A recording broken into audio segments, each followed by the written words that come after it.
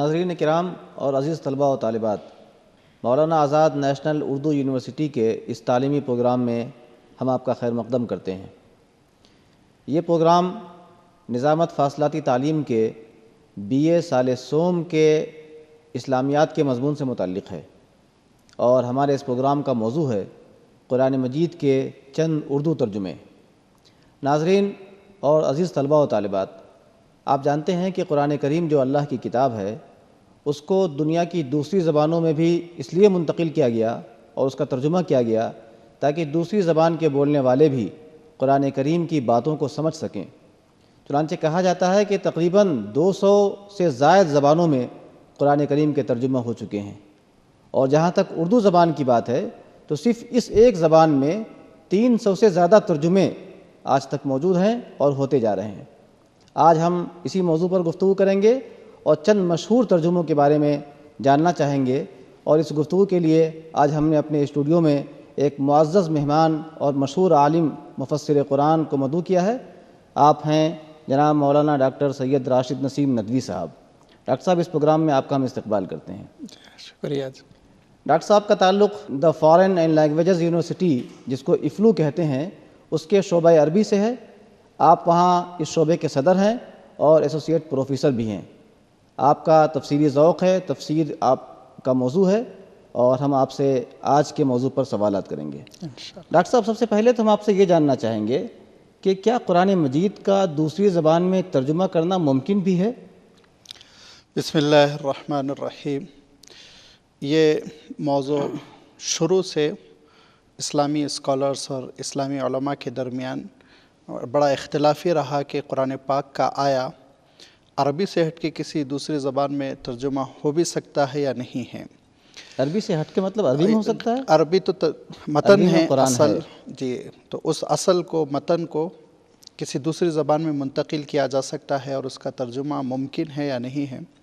اور اس میں جو تردد تھا شروع میں علماء کو، وہ یہ تردد تھا کہ قرآن پاک کی زبان تو خود ایک معجزہ ہے، جی، اپنے الفاظ کے انتخاب میں، اپنی بندش میں، اپنی ترکیب میں، جی، تو اس معجزہ ہونے کے عمل کو کیسے دوسری زبان میں منتقل کیا جا سکتا ہے؟ قرآن کریم کا جو اسلوب ہے وہ بھی ایک معجزہ ہے۔ اور پھر یہ کہ یہ کلام الہی ہے، اور اگر ہم کسی بھی زبان میں ترجمہ کریں، بطور مثال انگریزی میں یا اردو میں، تو وہ تو کلام انسانی ہوگا، مترجم کا کلام ہوگا، ترجمہ انسان کی تو گفتگو ہوگی، وہ انسان کا ہو جائے گا، لہٰذا کلام الہی کا ترجمہ کیسے ہو سکتا ہے؟ یہ ایک تردد تھا ان کو۔ جی، اور تیسری بات جو وہ کہا کرتے تھے، وہ ایک تاریخی دلیل ہے۔ وہ یہ کہتے تھے کہ پچھلے صحیفے، جی، وہ جیسے تورات اور انجیل، وہ اوریجنل جو ان کی زبان ہے، اپنی اصل جو زبان ہے، جس زبان میں وہ کتابیں نازل ہوئی تھی، وہ آج اپنی اوریجنل زبانوں میں نہیں ہیں۔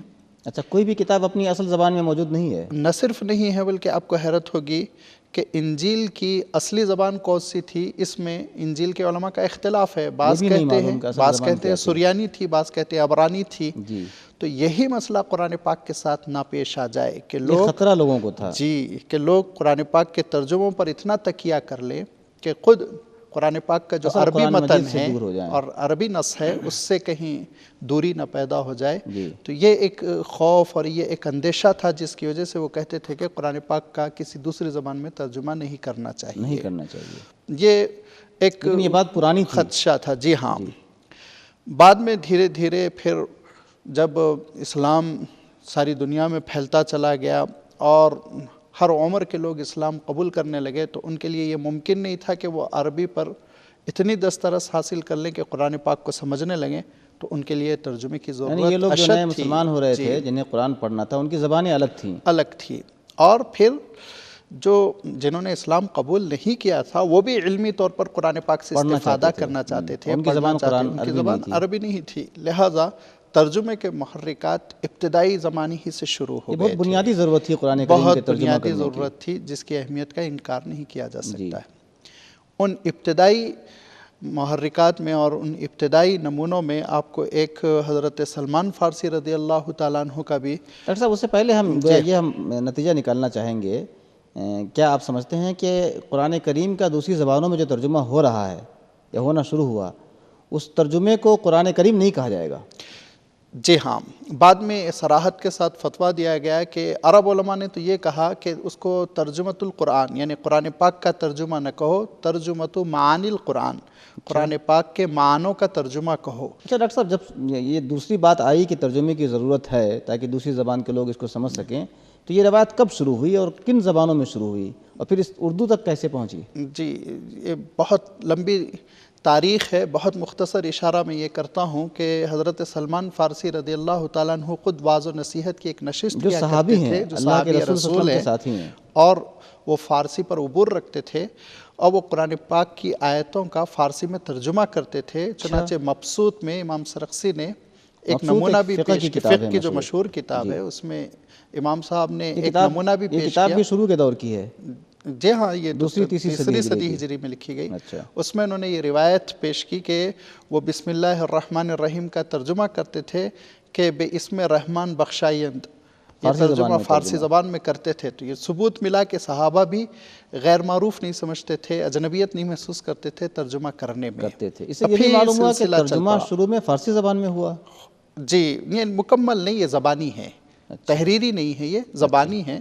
تحریری تو پھر بہت بعد میں ہوا، اور تحریری ترجمہ فارسی میں ہوا، اور وہ شیخ سعدی کے نام سے منسوب بھی ہوا، اگرچہ کہ اس کی نسبت مشکوک ہے، لیکن یہ ترجمہ وجود میں آیا ہے، فارسی زبان میں ہوا۔ ہندوستان میں آنے کے بعد بھی کیا قدیم زبان میں ترجمہ ہوا؟ ہندوستان میں بھی ترجمے کی روایت بہت قدیم ہے، اور جو ایک مشہور سیاح ہیں بزرگ ابن شہریار، انہوں نے جو اپنے سیاحت کے تجربات قلم بند کیے، اور وہ کتاب چھپی ہے عجائب الہند والصین کے نام سے۔ بزرگ ابن شہریار کی کتاب، بزرگ ابن شہریار کی کتاب عجائب الہند والصین، سین یعنی چین، چائنا بھی گئے تھے، ہندوستان بھی گئے تھے، تو دونوں کا انہوں نے سفرنامہ لکھا۔ اس میں انہوں نے لکھا ہے کہ کشمیر کے ایک راجہ نے عباسی دور میں، یعنی دوسری صدی ہجری کے تقریباً اختتامی زمانے میں، بالکل شروع کی بات ہے، بالکل شروع کی بات ہے، آپ اندازہ لگائیے کہ 1200 سال پہلے کی بات ہو رہی ہے، فرمائش کی تھی کہ کوئی ان کے لیے قرآن مجید کا ترجمہ کرے۔ تو بغداد سے ایک عالم کو روانہ کیا گیا تھا، اور ان عالم کا نام غالباً موسیٰ ابن عمر بتایا جاتا ہے، اور انہوں نے نصف قرآن کا ترجمہ ہندوستان کی مروجہ اس زمانے کی زبان میں کیا تھا۔ اس وقت جو زبان یہاں کے لوگ بولتے تھے، یہاں لوگ بولتے تھے، قدیم زبان یہاں کی۔ اور وہ یہ بھی لکھا ہے، ڈاکٹر حمید اللہ صاحب نے تاکید کے ساتھ لکھا کہ وہ تحریری تھا، صرف شفوی نہیں، زبانی نہیں تھا، اگرچہ کہ وہ اب نہیں ملتا ہے، ناپائد ہے، جی موجود تحریری ترجمہ کیا گیا۔ اچھا ڈاکٹر صاحب، ہم اصل موضوع پر آتے ہیں، جو ہماری اردو زبان میں ترجمے ہیں۔ تو اردو زبان میں ترجموں کا آغاز کب ہو رہا ہے؟ پہلی کون سی ایسی کوشش ہمیں ملتی ہے؟ اردو زبان میں اگر آپ چاہیں تو پہلی کوششیں جو تفسیر کی ہیں وہی ترجمے کی بھی ہیں۔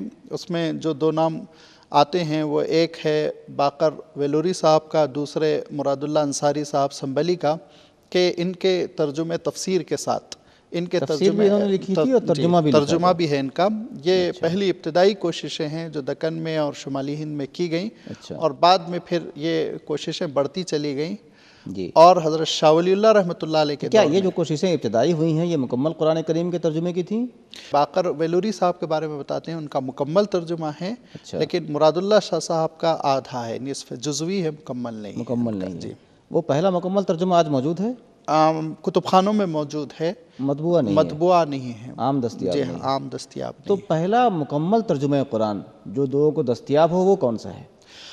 پہلا مکمل مطبوعہ ترجمہ قرآن وہ حضرت شاہ ولی اللہ صاحب کے فرزند شاہ عبد القادر محدث دہلوی کا ترجمہ قرآن ہے، جو انہوں نے اردو میں کیا، اور آپ نے تحت لفظ ترجمہ کیا، اور اس کے بعد سے آپ نے مکمل قرآن مجید کا ترجمہ کیا، جو بہت مشہور ہوا، نہ صرف مشہور ہوا بلکہ اس کی جو خوبیاں بیان کی گئی وہ بے حد ہے، اور تقریباً ترجمے کا نام موضح قرآن ہے، حواشی کا نام موضح قرآن ہے۔ اچھا، شاہ عبد القادر صاحب کے بھائی شاہ رفیع الدین صاحب کے نام سے بھی ایک ترجمہ ملتا ہے؟ جی ہاں، شاہ رفیع الدین دہلوی رحمۃ اللہ علیہ نے، جو خود بھی بہت بڑے عالم تھے، انہوں نے بھی ایک ترجمہ کیا، لیکن ترجمے میں انہوں نے اس بات کی رعایت کی کہ ترجمہ مکمل لفظی ہو، اور شاید ان کا مطمع نظر یہ تھا کہ جو طلبہ ہیں قرآن مجید کے الفاظ کو سمجھنا چاہتے ہیں جی ان کے لیے یہ ترجمہ بہت مفید ثابت ہو. جی اس مطمع نظر کے ساتھ انہوں نے ترجمہ کیا تو آپ دیکھیں گے کہ ہدی للمتقین. اب وہ ترجمہ کریں گے کہ یہ آپ مثال دے رہے ہیں جی ہاں ترجمے میں کی. مثال دے رہا ہوں کہ وہ ترجمہ کریں گے ہدایت ہے واسطے پرہیزگاروں کے. تو واسطے بیچ میں لائیں گے وہ لفظ. ہدایت ہے واسطے پرہیزگاروں کے. حالانکہ اگر آپ رواں ترجمہ دیکھیں تو پرہیزگاروں کے لیے ہدایت ہے اس طرح سے ہونا چاہیے. لیکن اردو کی ترکیب کو انہوں نے نظر انداز کیا. اچھا عربی کی ترکیب کو انہوں نے برقرار لفظی رکھا. ترجمہ کرنے لفظی کی غرض ترجمہ سے. کیا. جی تو گویا دونوں بھائیوں کے ترجمے میں جو فرق ہے وہ یہ کہ شاہ عبد القادر صاحب کا ترجمہ با محاورہ ہے اور شاہ رفیع الدین صاحب کا لفظی ترجمہ ہے. اس سے قاری کو یہ فائدہ ہوگا کہ کس لفظ کا کیا ترجمہ ہے وہ معلوم ہو جائے گا. متعین طور پر اس کو معلوم ہو جائے گا. اچھا یہ بات کہی جاتی ہے ڈاکٹر صاحب کہ مولانا محمود الحسن دیوبندی جو شیخ الہند کے نام سے معروف ہیں انہوں نے شاہ عبد القادر صاحب ہی کے ترجمے کو اور سہل بناتے ہوئے ایک ترجمہ کیا تھا. اس بارے میں آپ روشنی ڈالیں. جی ہاں مولانا محمود حسن دیوبندی جو شیخ الہند کے نام سے معروف ہے انہوں نے جو ترجمہ کیا جی اور جو ترجمہ تفسیر عثمانی کے ساتھ شائع ہوتا ہے تفسیر کے ساتھ ترجمہ بھی شائع ہو رہا ہے. جی ہاں وہ ترجمہ انہوں نے یہ دعویٰ کیا کہ یہ دراصل حضرت شاہ عبد القادر رحمۃ اللہ علیہ کے ترجمے کی تصحیح کی کوشش ہے. لیکن چونکہ وہ خود اتنے بڑے عالم تھے جی کہ وہ خود تفاسیر کا مطالعہ کرتے تھے اور اپنی خود رائے رکھتے تھے. اسی لیے آپ دیکھیں گے کہ قاصے انہوں نے اختلافات بھی کیے ہیں اس معنوں میں یعنی اپنے نئے الفاظ کا انتخاب کیا ہے نئی ترکیبوں کا انتخاب کیا ہے. لیکن ترجمہ بڑا سلیس کیا ہے بڑا مستند ترجمہ ہے اور آج تک اس ترجمے کی زندگی برقرار ہے تازگی برقرار ہے. ڈاکٹر صاحب ایک بہت مشہور ترجمہ ہے کنز الایمان علامہ احمد رضا خان بریلوی رحمۃ اللہ علیہ کا ترجمہ. اس ترجمے کے بارے میں آپ تفصیل سے بتائیے ہمارے طلباء و طالبات کو. جی علامہ رضا احمد خان بریلوی صاحب رحمۃ اللہ علیہ جیسے کہ آپ نے خود بتایا کہ وہ بریلی مکتب فکر کے بڑے نمائندہ ہیں بلکہ ایک حد تک آپ کہہ سکتے ہیں کہ وہ بانی اور مؤسس ہیں اپنے مکتب فکر کے. انہوں نے بہت سی کتابوں کے مصنف ہے. انہوں نے یہ ترجمہ کیا ہے کنز الایمان کے نام سے جی اور بامحاورہ ترجمہ کیا اور بڑی اچھی زبان انہوں نے استعمال کی. اور چونکہ عربی فارسی اردو ان زبانوں پر ان کو کمال درجے کا عبور تھا اسی لیے بڑا عمدہ ترجمہ ہے. اور جو ان کا اپنا ذاتی مکتب فکر ہے جو ذوق ہے اس کو انہوں نے اس میں برقرار رکھا. ان کے استدلالات میں آپ دیکھیں گے کہ اس چیز کو نمایاں طور پہ انہوں نے مقام دیا کہ جہاں ان کو دوسرے مکتب فکر سے اختلاف ہے تو اپنے مکتب فکر کی انہوں نے پوری ترجمانی کر لی. ترجمہ رواں اور سہل ہے. ترجمہ رواں ہے اور سہل ہے ماشاءاللہ سے. ڈاکٹر صاحب ایک ترجمہ ملتا ہے مولانا فتح محمد جالندھری صاحب کا. اس ترجمے کو بھی بہت قبولیت حاصل ہوئی. عام طور پہ لوگ اس سے ترجمہ نقل کرتے ہیں. یہ کون صاحب ہیں مولانا فتح محمد جالندھری اور اس ترجمے کی اور خصوصیات کیا ہیں؟ جی مولانا فتح محمد جالندھری کا بیان یہ ہے کہ جب انہوں نے تراجم پر نگاہ ڈالی اپنے زمانے کے اس سے پہلے جو ترجمے ہو چکے تھے اس سے پہلے جو ترجمے ہوئے تھے تو انہوں نے یہ دیکھا کہ بعض تو ایسی اردو میں ہیں جو نہیں چل رہی ہے اور بعض تحت لفظ ہیں بالکل لفظی ہیں. تو وہ یہ چاہتے تھے کہ ایک ایسا سلیس اور روا ترجمہ کرے جو عصری تعلیم یافتہ کے ذہن کو مطمئن کر سکے. چنانچہ انہوں نے ترجمہ کیا اور بہت کامیاب ترجمہ کیا. زبان انہوں نے بہت ہی عمدہ استعمال کی. آج تک آپ دیکھیں گے کہ زبان میں بڑی سلاست ہے روانی ہے اور پڑھنے والے کو بہت متاثر کرتی ہے. اور یہ ترجمہ سب سے پہلے جو شائع ہوا تو اس میں قرآن مجید کا جو عربی اصل متن ہے وہ نہیں تھا. معرہ ترجمہ یعنی صرف ترجمہ تھا. بغیر عربی متن کے ترجمہ شائع ہوا تھا. بلکہ اب بھی بعض ایڈیشن اس کے ایسے ہی نکلتے ہیں. ایک دو ایڈیشن ایسے بھی ہیں جس میں عربی کو اب لا دیا گیا ہے. لیکن جہاں تک سوال ترجمے کی زبان کا ہے تو زبان بہت ہی اردو ادب کا ایک اعلیٰ معیار ہے اور بہت ہی سلاست بھری بڑی پیاری زبان ہے جس کو انہوں نے ترجمے میں استعمال کیا. بہت خوب. ڈاکٹر صاحب ایک ترجمہ اسی طرح مشہور ترجمہ ہے مولانا محمد جونا گڑھی صاحب کا ترجمہ. اور کافی رائج ہو رہا ہے یہ ترجمہ لوگ اس سے استفادہ کر رہے ہیں. اس کے بارے میں آپ ہمیں روشنی ڈالیں. مولانا محمد جوناگڑھی صاحب کا ترجمہ جو موجودہ دور میں آپ کو بہت زیادہ نظر آ رہا ہے اس کی وجہ یہ ہے کہ سعودی مملکت بھی، سعودی حکومت بھی اسی ترجمے کو چھاپتی ہے، اور ہند و پاک کے جو حجاج ہوتے ہیں ان کے درمیان اس ترجمے کی تقسیم ہوتی ہے۔ یہ اردو بولنے والوں کے درمیان جی ہاں، اردو بولنے والوں کے درمیان اس کی تقسیم ہوتی ہے۔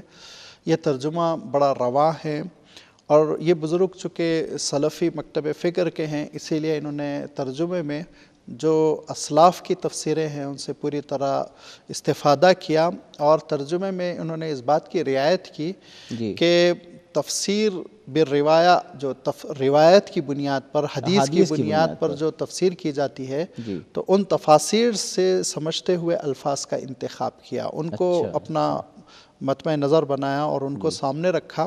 ان کو سامنے رکھ کر الفاظ کا انتخاب کرنے کی وجہ سے اس ترجمے کی خصوصیت یہ ہے کہ قرآن مجید جمہور کی رائے سے بہت اقرب ہے۔ جو بڑی تعداد علماء کی قرآن پاک کی تفاسیر لکھی ہے، ان کی رائے سے یہ ترجمہ بہت قریب تر ہے۔ ڈاکٹر صاحب، ایک ترجمہ ہے خواجہ حسن نظامی صاحب کا، اور یہ شخصیت تو ان حضرات سے قدیم ہے، اور وہ ترجمہ بھی رائج ہوا، کہا جاتا ہے کہ مکمل ترجمہ تھا وہ۔ خواجہ حسن نظامی تو ایک مشہور شخصیت رہے ہیں ادبی دنیا میں بھی، اس ترجمے کے بارے میں آپ کیا بتائیں گے؟ جی، جیسے کہ آپ نے فرمایا کہ خواجہ حسن نظامی صاحب ایک بہت بڑے انشا پرداز تھے پچھلی صدی کے، اور اردو ادب میں ان کا ایک نمایاں مقام ہے، تو انہوں نے اس بات کی کوشش کی کہ قرآن مجید کا ترجمہ ادبی انداز میں پیش کیا جائے، اور انہوں نے ترجمہ کیا، اور ترجمہ کرنے کے بعد اس وقت جو لوگ بہت ہی معتبر سمجھے جاتے تھے قرآن پاک کے فہم کے سلسلے میں، ان کی خدمت میں بھی پیش کیا اور ان کی آراء بھی لی، اور اس کے بعد یہ ترجمہ اپنے ترجمے کو دکھایا دوسروں کو دکھایا، اور دکھانے کے بعد ان کی آراء اور ان کی رائے کی پیش نظر اس میں اصلاح بھی کی، اور پھر یہ منظر عام پر ترجمہ آیا۔ لیکن بہرحال چونکہ اردو جس میں بڑی چاشنی ہے، وہ ترجمہ مولانا فتح محمد جالندھری کا آ چکا تھا، اس لیے اس کی وہ پذیرائی نہیں ہو سکی جو پذیرائی فتح محمد جالندھری کے ترجمے کی زیادہ، لیکن یہ بھی مطبوعہ ہے، طبع ہوا ہے، یہ بھی اور ادیبانہ زبان میں، جی ادیبانہ زبان ہے اس کی۔ ڈاکٹر صاحب، ایک اور ترجمہ ایسے ہی اسی دور کی ایک شخصیت کا ملتا ہے، ڈپٹی نذیر احمد صاحب کا، وہ ترجمہ کیسا ہے؟ اس میں کیا فرق ہے اور ترجموں کے مقابلے میں؟ ڈپٹی نذیر احمد دہلوی صاحب چونکہ اچھے عربی داں بھی تھے اور اردو کے بھی بہت اچھے ادیب تھے، لہذا انہوں نے یہ محسوس کیا اپنے زمانے میں کہ جو لوگ ترجمہ کر رہے ہیں اگر وہ بڑے عربی داں ہیں تو اردو کمزور ہے، اور بڑے اردو داں ہیں تو عربی کمزور ہے۔ یہ ان کی اپنی رائے تھی، ان کا اپنا خیال، ذاتی رجحان تھا، جس کی وجہ سے انہوں نے ترجمہ لکھا اور ترجمہ تیار کیا، لیکن وہ ترجمے سے بعض علماء کو بڑا اختلاف ہوا، اور ڈپٹی نذیر احمد صاحب کے ترجمے سے اختلاف ہوا۔ ڈپٹی نذیر احمد صاحب کے ترجمے سے اختلاف ہوا، اور حضرت تھانوی رحمۃ اللہ علیہ نے تو اصلاح ترجمہ دہلویہ کے نام سے باضابطہ ایک رسالہ لکھا، اور بھی دوسرے علماء نے اصلاحی کتابیں، یا آپ یوں کہہ لیں تنقیدی کتابیں اس ترجمے پہ لکھی۔ اس ترجمے سے جو اختلاف تھا اس کو واضح کیا، اختلاف تھا، اور الفاظ کے انتخاب میں جو ان سے سہو ہوا اس کی نشاندہی بھی کی گئی، اس کی ایک لسٹ بھی پیش کی گئی۔ اسی وجہ سے یہ ترجمہ زیادہ رائج نہیں ہوا، یہ ترجمہ زیادہ رائج نہیں ہو سکا۔ اچھا ڈاکٹر صاحب، ایک اور لیکن ایسا محسوس ہوتا ہے کہ ڈپٹی صاحب کے زمانے میں یہ ترجمہ خوب چھپا اور لوگوں نے خوب پڑھا، جس کی وجہ سے جی ہاں اس زمانے میں بڑی لیدے بھی رہی، اور اس کو اس کے اوپر کتابیں بھی تنقیدیں آئیں تو پھر دھیرے دھیرے اس کا رواج بڑھ گیا، کم ہو گیا۔ جی ہاں ڈاکٹر صاحب، ایک ترجمہ اور ہے شیعہ مکتب فکر کا، وہ ترجمہ ہے مولانا سید فرمان علی صاحب کا، جی اس ترجمے کے بارے میں آپ کیا بتائیں گے؟ جی، فرمان علی صاحب کا ترجمہ بڑا قدیم ترجمہ ہے، 200 سال پرانا ترجمہ ہے، اور اس کی اردو زبان بھی بہت اچھی ہے۔ یہ لکھنؤ کے ادباء نے بھی اس کی زبان کو سراہا ہے۔ فرمان صاحب نے قرآن پاک کی بڑی اچھی خدمت کی، اور جیسے کہ آپ نے خود فرمایا کہ وہ شیعہ مکتب فکر کے تھے، اس وجہ سے انہوں نے ترجمے میں اس بات کا خیال رکھا کہ وہ اس مکتب فکر کی پوری نمائندگی ہو، اور بعض ایسی باتیں جس کو عام مسلمان، جمہور مسلمان نہیں مانتے، انہوں نے اس کا ترجمہ اپنے رنگ میں کیا، اور وہ ان کے مکتب فکر کی نمائندگی کرتا ہے۔ اور وہ ترجمہ زبان کیسی ہے اس ترجمے کی؟ زبان جیسے کہ میں نے عرض کیا کہ اس کو لکھنؤ کا جو اسکول ہے، ٹکسالی زبان، جی ہاں، اس نے خود زبان کا اعتراف کیا کہ یہ بڑی عمدہ زبان ہے، ٹکسالی زبان ہے، اور بہت ہی چاشنی بھری زبان ہے۔ زبان کے معاملے میں تو کوئی دو رائے نہیں، ہاں جہاں تک بعض معانی ہیں اور بعض دلائل ہیں جو خاص مکتب فکر کی ہوتی ہیں، اس میں مسلکی نمائندگی انہوں نے کی ہے۔ ڈاکٹر صاحب یہ تو چند ترجموں کا ہم نے باضابطہ نام لے کر ذکر کیا اور آپ نے ان پر روشنی ڈالی، تو ان کے علاوہ بھی ترجمے ہیں؟ بہت سارے ترجمے ہوئے ہیں؟ اب بہت ترجمے ہیں، متعدد ترجمے ہیں اردو میں، اور خود آپ نے آغاز سخن میں یہ فرمایا تھا کہ 300 کے قریب ان کی تعداد پہنچتی ہے۔ جی ہاں، خود آپ دیکھیں گے کہ عصر حاضر میں جو ترجمے کا عمل جاری ہے اور یکے بعد دیگر ترجمے آتے جا رہے ہیں، اس میں خود صاحب تدبر قرآن مولانا امین احسن اصلاحی صاحب نے اپنا ترجمہ کیا، جی وحید الدین خان صاحب نے تذکیر القرآن تفسیر لکھتے ہوئے خود اپنا ترجمہ کیا ہے۔ جی اسی طرح آپ دیکھیں گے کہ اور مولانا عبدالکریم پارک صاحب نے اپنا ترجمہ کیا، اس میں انہوں نے اس بات کی کوشش کی کہ جو آج کل ہندی ملی ہوئی اردو نوجوان سمجھ رہا ہے وہ زبان استعمال کی جائے۔ جی ہاں، جی ہاں، تو اس کو انہوں نے استعمال کرنے کی کوشش کی، اور یہ ترجموں کا عمل جو ہے یہ باقی رہے گا، کیونکہ مترجم کو جب یہ احساس ہوتا ہے کہ پچھلے تراجم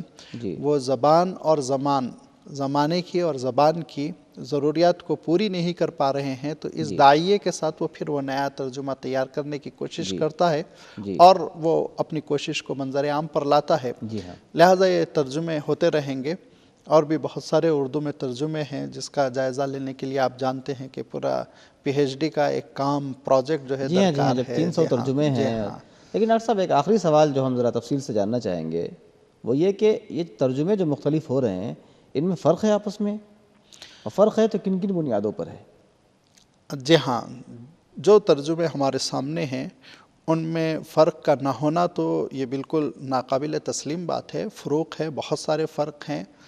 ان کی بنیادوں میں اہم بنیاد لسانی فرق ہے، زبان کا جو لیول ہے، انداز ہے، کسی کی زبان بڑی معیاری ہے اور اچھی ہے، کسی کی زبان میں وہ پختگی نہیں ہے اور خامی پائی جاتی ہے، ایک مسئلہ یہ ہے۔ لسانی بنیاد پر اختلافات ہے۔ نمبر 2، مکتب فکر کا اختلاف پوری طرح نمایاں ہیں۔ بعض حضرات اپنے ترجمے میں اپنی مکتب فکر کی پوری نمائندگی کر لیتے ہیں، بعض ایسے ہیں جو مکتب فکر کے اختلافات سے پرے ہو کر ترجمہ کرنے کی کوشش کرتے ہیں، جس کی مثال فتح محمد جالندھری صاحب کا ترجمہ ہے۔ اور اس کے ساتھ ساتھ اس دوسرے اختلاف کے بعد تیسرا اختلاف عربی فہم کا بھی ہوتا ہے کہ بعض مترجم عربی پر اتنی قدرت رکھتے تھے کہ وہ یعنی سمندر کی تہہ میں جا کر موتی برآمد کرنے کے موقف میں تھے، اور بہت ہی ڈیپ اسٹڈی، صلاحیتوں کا فرق تھا۔ جی ہاں، عربی زبان کی صلاحیتوں کا فرق تھا، اس کی وجہ سے ذوق کا بھی تو فرق ہوتا ہے ڈاکٹر صاحب۔ جی ہاں، ذوق کا بھی فرق، یعنی ہم کس انداز کا ترجمہ کریں؟ ابھی آپ نے ذکر کیا تھا کہ کچھ ترجمے تحت لفظ ہیں، جی ہاں، لفظی، کچھ ترجمے آزاد ترجمانی ہیں، کچھ ترجمے با محاورہ کرنے کی کوشش کی گئی ہے، یہ اپنی اپنی پسند مترجم کی۔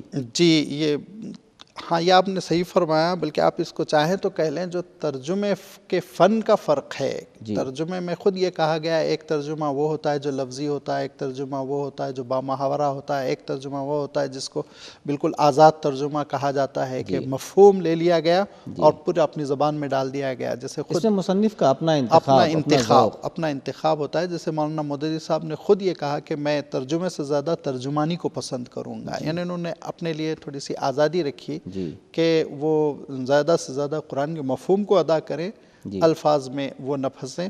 تو اس طرح سے مترجم جو طریقہ کار، میتھڈ آف ٹرانسلیشن جو ہے اس کو جو اختیار کرتا ہے، انتخاب کرتا ہے، اس بنیاد پر بھی اختلافات واقع ہوئے۔ یہ ذوق کا فرق اور دوسرے جو فرق آپ نے بیان کیے، مسلک کا فرق یا معلومات کا فرق، لسانی فرق ہے، زبان کا فرق ہے، جی، ان فرقوں کی بنیاد پر ترجموں کا سلسلہ جاری رہے گا اور مختلف ترجمے ہمارے سامنے ہیں اس وقت۔ لیکن مجموعی طور پر یہ سب کوششیں ہیں کہ اللہ کے کلام کو سمجھا جائے اور اردو زبان بولنے والے ان سے استفادہ کر سکیں۔ جی ہاں، یہ ساری کی ساری کوششوں کا جو اصل مقصد ہے وہ یہی کہ لوگ قرآن فہمی سے قریب ہوتے چلے جائیں، اور جو ہندوستان میں ترجمے کی جو کوشش ہوئی اس کوشش کے پیچھے بھی یہی محرک رہا۔ حضرت شاہ ولی اللہ رحمۃ اللہ علیہ نے سارے اختلافات کو علماء کے بالائے طاق رکھتے ہوئے قرآن پاک کا ترجمہ فارسی میں کیا، کیونکہ اس وقت کی سرکاری زبان فارسی تھی۔ تو گویا شاہ صاحب نے یہ میسج پاس کیا، یہ پیغام دیا کہ ترجمہ ایک شدید ضرورت ہے، اختلافات میں پڑھنے کی ضرورت نہیں ہے۔ دو صاحبزاد نے ترجمہ کیا، تو پھر لازمی بات ہے اس کا اثر پڑا، اور اس کے انہیں شاہ صاحب کے اس عمل کا اثر یہ ہوا کہ خود ان کے خانوادے سے 2 اچھے ترجمے منظر عام پر آئے. ایک لفظی ترجمہ آیا، ایک لفظی ترجمہ حضرت رفیع الدین دہلوی کا، اور ایک بامحاورہ ترجمہ شاہ عبد القادر رحمۃ اللہ علیہ کا. اور یہ جو سلسلہ چل پڑا تو آج تک جاری ہے. بلکہ میں یہ سمجھتا ہوں کہ شاہ صاحب کے اس موقف کا اثر عالمی زبانوں پر بھی پڑا. اچھا. اور فارسی دانوں نے اور دیگر زبانوں میں جو ترجمات شروع ہوئے، شاید شاہ صاحب کے اس جرأت مند قدم کا اثر پڑا، اور جس کی وجہ سے آپ جانتے ہیں کہ کتنے ہزار تراجم آج تک مختلف زبانوں میں کیے جا چکے ہیں. کیا یہ بات کہی جا سکتی ہے کہ دنیا میں آج جتنی زبانیں ہیں جو بولی جاتی ہیں، جن کے بولنے والے کچھ بڑی تعداد میں ہیں، ان تمام زبانوں میں قرآن کا ترجمہ موجود ہے؟ ترکی کے ایک اسکالر نے، ڈاکٹر اکمل الدین احسان اوغلو نے ایک کتاب لکھی ہے، بہت ہی ضخیم کتاب لکھی ہے انہوں نے، اور ان کا ریسرچ پروجیکٹ ہے جس کو انہوں نے منظر عام پر لایا، اور اس کو عربی میں اس کا انہوں نے عنوان دیا کہ ترجمات القرآن فی کل لسان. فی کل لسان، ہر زبان میں ترجمہ. اور اس میں انہوں نے دعویٰ کیا کہ جو زبان اپنی رائٹنگ رکھتی ہے، جو زبان لکھی جاتی ہے، کیونکہ بعض زبان صرف بولیاں ہیں جو بولی والی نہیں، جس کی اسکرپٹ ہے، جس کی تحریر ہے، اس زبان میں قرآن پاک کا ایک نہ ایک ترجمہ ضرور موجود ہے. بہت خوب ڈاکٹر صاحب، آپ نے بہت تفصیل سے اور بہت معلوماتی گفتگو کی. میں سمجھتا ہوں کہ ہمارے طلبہ و طالبات نے اس پروگرام سے بہت فائدہ اٹھایا ہوگا. ہم بہت بہت شکر گزار ہیں آپ کے کہ آپ نے وقت دیا اور اتنی معلوماتی گفتگو سے ہمیں مستفید کیا.